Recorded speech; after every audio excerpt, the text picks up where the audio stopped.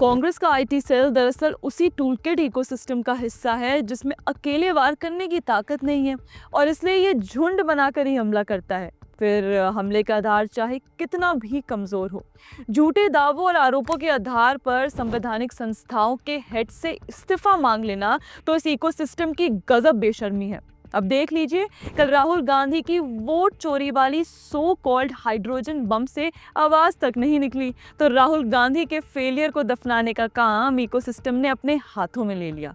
कैसे? सीईसी का इस्तीफा मांगकर।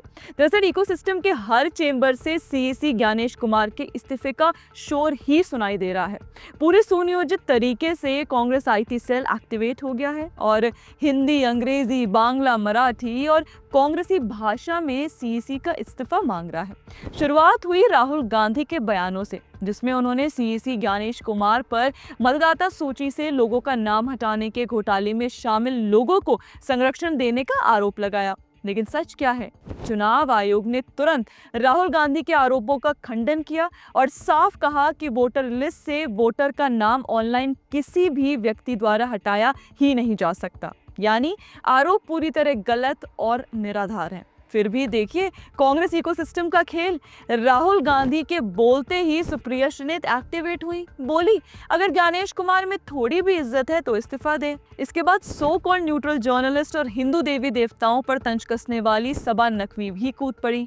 फिर टीएमसी की महुआ मोइत्रा भी इस मोर्चे में शामिल हो गई और सोशल मीडिया पर गिद्ध की तरह मंडराने वाले कांग्रेस समर्थक रोहिणी सिंह, एमॉक, श्रीनिवास बीवी, रविंदर कपूर और मेघनाथ सब एक स्क्रिप्टेड अंदाज में इस्तीफे की मांग करने लगे। अब सबसे मजेदार बात, राहुल गांधी जिस कर्नाटक के अलंद कॉन्स्टिट्यूएंसी का जिक्र कर रहे हैं वो घटना 2022-23 की है और उस समय ज्ञानेश कुमार चुनाव आयुक्त थे ही नहीं, वो तो 2024 में सीएसी बने हैं।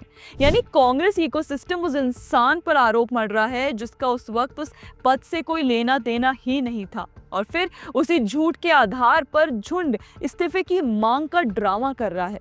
बाकी आपको ये भी बता दें कि कल के प्रेस कॉन्फ्रेंस में राहुल गांधी द्वारा चुनाव आयोग पर लगाए गए आरोपों का खंडन चुनाव आयोग पहले भी और अब एक बार फिर से कर रहा है, वो भी कड़े शब्दों में जवाब देते हुए कि राहुल गांधी द्वारा लगाए गए आरोप गलत और निराधार हैं। किसी भी वोटर को ऑनलाइन किसी भी व्यक्ति द्वारा हटाया नहीं जा सकता, जो धारणा राहुल गांधी द्वारा बनाई गई है।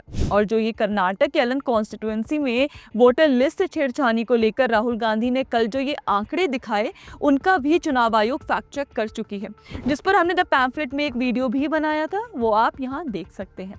तो दोस्तों देखिए, साफ है कि कांग्रेस का ये पूरा खेल किसी लोकतंत्र की रक्षा का नहीं बल्कि झूठे नैरेटिव और टूलकिट पॉलिटिक्स का हिस्सा है।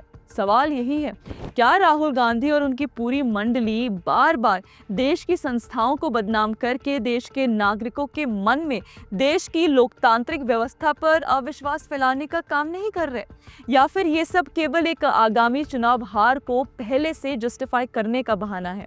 आप हमें अपनी राय कमेंट में ज़रूर बताएं। बाकी ऐसे और वीडियोस के लिए आप हमारे चैनल को सब्सक्राइब ज़रूर कर लें। जय हिंद।